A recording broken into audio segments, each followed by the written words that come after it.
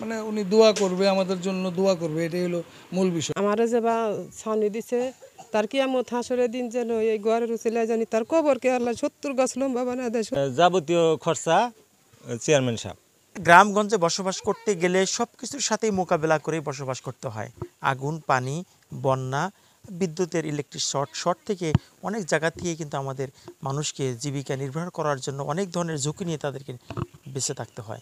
আজ থেকে প্রায় 13 দিন পূর্বে টাঙ্গাইল সদর উপজেলার হুগরা ইউনিয়নের 7 নম্বর ওয়ার্ডের বাসুদিয়া যে গ্রামটি আছে সেই গ্রামের আনিস মেকারের বাড়িতে বিদ্যুতের শর্ট সার্কিট থেকে আগুন লেগে যায়।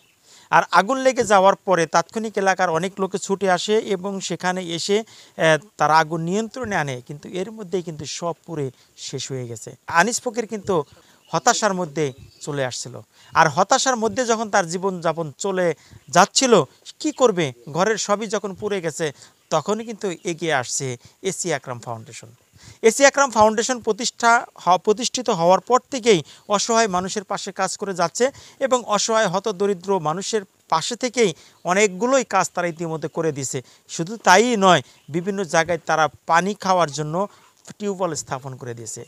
আর যখন এসি আকরাম ফাউন্ডেশন একজন পুড়ে যাওয়া বাড়িতে এসে তারা সাহায্যের হাত বাড়িয়ে দিয়েছে, তখনই কিন্তু আনিস ফকিরের মুখে হাসি ফুটছে।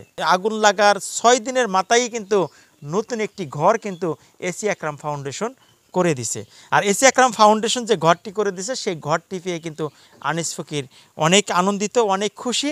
আর এই বিষয় নিয়ে আমি প্রথমেই কথা বলবো এই 7 নম্বর ওয়ার্ডের যিনি ইউপি সদস্য আমরা তার সাথে, যে আসলে এই ঘরটা করে দেওয়ার পিছনে এসি আকরাম ফাউন্ডেশনের অবদান কতটুকু, আর কতদিনের মধ্যে এই ঘরটি তারা করে দিল এবং কত টাকাই বা খরচ হলো। চাউল টাউল থেকে শুরু করে যা আছে, মানে তার খাবার খাদ্য সম্পূর্ণ পুরে ছাই হয়ে গেছে। তখন তার তো নিরুপায়, তার যে পাক করে খাবো সে সামর্থ্যটা আর নাই। নুর আলম তুহিন ভাই উনি সাথে সাথে আমাদের এখানে এসে উপস্থিত হলো। হওয়ার পরে তারপরে ওনাকে জিজ্ঞাসা করলো, করার পরে দেখে যে না, তার পাক করে খাওয়ার মতো সামর্থ্য নাই। তখন সাথে সাথে তাকে কিছু আর্থিক সহযোগিতা করে গেল। করে যাওয়ার পরে তখন আমরা রাত্রে আবার ওনার বাসায় ফোন দিল আমরা যে সাইবুল আপনি আসেন। পরে ওখানে গেলাম, তখন বৈশাখীরা বিধি ব্যবস্থায় কী করা যায়, তখন চিন্তা মানে নিলাম যে ওনাকে যদি আর্থিক সহযোগিতা করা যায় তাহলে হয়তো ওই টাকাতে তার এটা স্বয়ংসম্পূর্ণ নাও হইতে পারে। তখন বললো যে না, আমার বাবা এসি আকরাম ফাউন্ডেশনের পক্ষ দিয়ে তার ঘরের যে ব্যবস্থাটা আমরা এটা করে দিলে মনে হয় এটা উপকৃত হবো মনে হয়। আমাকে বললো যে তাহলে সকালে একটা কাঠ মিস্ত্রি নিয়ে ওই ঘরে কি কি প্রয়োজন এটা যাবতীয় একটা হিসাব করিয়া তারপরে আমাকে ফোন দিও। ওই দিনই মিস্ত্রি আমরা লাগা দিলাম। লাগা দেওয়ার পরে উনি আইসা মিস্ত্রি পরিষ্কার করলাম, পুড়ে যা যা ছাই হয়ে গেছে সব পরিষ্কার করলাম। করার পরে তখন উনি আসলো, আসার পরে টিন কাঠ যা যা লাগে এগুলা সব ব্যবস্থা করা হইলো। ওই দিন থেকে কাজ শুরু। 6 দিনের মধ্যে মনে করেন অল কমপ্লিট করে এই ঘর তাকে বুঝা দেওয়া হলো। দেওয়ার পরে ওনাকে বললো যে আপনি 1 টাকাও লাগবে না, এটা মিস্ত্রির ব্যান ভাড়া শুরু করে যাবতীয় খরচ আমি দেবো, আপনি কোনো টেনশন করেন না। তারপরে ওনার স্বয়ংসম্পূর্ণ করে তাকে বোঝা দেওয়া হয়েছে। সেটা হলো যে আমি প্রথমে আমার ব্যক্তিগতভাবে আমি চেয়ারম্যানকে অসংখ্য ধন্যবাদ করি এবং ধন্যবাদ দিই এবং কি তার বাবার জন্য তার আত্মার রুহের মাগফিরাত কামনা করি। কারণ ওনার মতো একজন লোক এই যে ব্যয়বহুল গড়টা প্রায় আমি হিসাব করেছি প্রায় 90,000 টাকার মতো এই ঘরের পিছনে খরচ। এটা আমার নিজের হাতে যতটুকু আমি হিসাব করেছি, তো 90-92,000 টাকার মতো খরচ।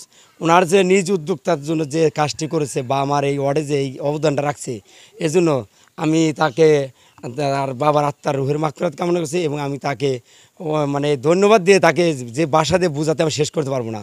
এটা এত বড় একটা কাজ তার ব্যক্তিগতভাবে যে করছে, এজন্য তাকে আমি অসংখ্য তাকে ধন্যবাদ দেই। আমার পাশে দাঁড়ানোর মতো ইউপি সদস্য সাইফুল ভাই, তারপরে হইলো আমাদের চেয়ারম্যান নুর আলম তুহিন, তিনি করে দিছে। এই আমারে কয়ে গেছে যে আপনার ঘর 3 দিনের মধ্যে হয়ে যাবে, দিয়েও দিছে। তাই বিশ্বাস আমার এখন ওই সময় বিশ্বাস অবিশ্বাসের কোনো কিছু না, কিন্তু আমি ওই সময় বিশ্বাস করছি যে দিতে পারে। এর কোনো কিচ্ছু না, একটা পয়সা আমি কারুরে দেই নাই। যাবতীয় খরচা চেয়ারম্যান সাহেব, তার ধন্যবাদ দিয়ে আমি শেষ করতে পারবো না। তার আজীবনকার নিগা তার কাছে আমি কৃতজ্ঞ।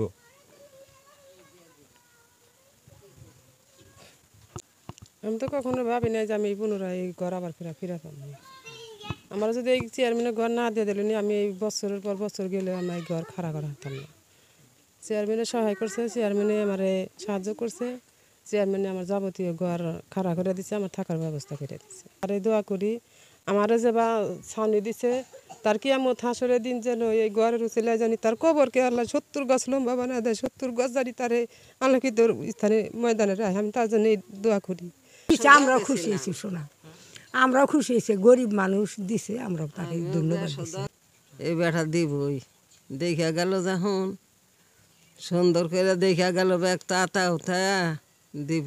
থাকুজার ঠাঁই না থাকলে সে আসলে মানে কোনো কিছুতেই কোনো কিছু করতে পারবে না। তা আমি এটা যেহেতু আমি ইউনিয়নের চেয়ারম্যান, সেদিক থেকেও আমার একটা দায়িত্ব।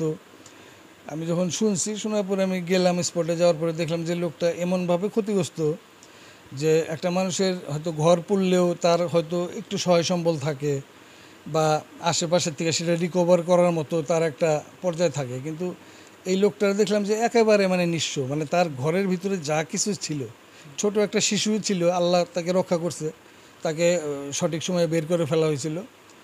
তো এই হলোই, তো আমি দেখলাম যে একেবারে মানে তার নাই বলতে কিছু নেই, তার যে পরনের কাপড়টা সেটা ব্যতীত আর কোনো কিছুই তার অবশিষ্ট নয়। তো আমার খারাপ লাগছে দেখে। আর সেই আসলে ওই দায়িত্ববোধ থেকে আমি চিন্তা করলাম যে তার একটা ঘর আসলে একটু ব্যয়বহুল, কি এটা খুব বেশি যে ব্যয়বহুল তা না, হয়তো 90 বা লাখখানিক টাকাও এর মধ্যেই হয়েছে, কিন্তু তারপরেও যে মানে ওনার ঘুরে দাঁড়ানোর মতো একটা পরিবেশ তৈরি হয়েছে, মানে উনি দোয়া করবে, আমাদের জন্য দোয়া করবে, এটাই হলো মূল বিষয়। আমার একটা অনেক বড় অবদান এখানে ছিল। তো আমি সেই চিন্তা ভাবনা থেকে আমার বাবারও ওসিয়ত ছিল যে আমি যাতে জনগণের পাশে এইভাবে থাকি, যেহেতু আমি জনগণের পাশে আছি, তাদের জন্য করার চেষ্টা করতেছি, সেহেতু আমার বাবার নামেই এই ফাউন্ডেশনটা আমি তৈরি করছি এবং এর প্রতিষ্ঠাতা চেয়ারম্যান আমি নিজেই, এবং কমিটিতে আরও অন্যান্য আমার ফ্যামিলির অনেকেই আছেন, এলাকার গণ্যমান্য অনেকেই আছেন। তো আমি সকলের কাছে দোয়া চাইবো আসলে যাতে আমরা এই ফাউন্ডেশনটাকে সত্যিকার অর্থেই সুন্দরভাবে সামনের দিকে এগিয়ে নিয়ে যেতে পারি, মানুষের পাশে দাঁড়াইতে পারি।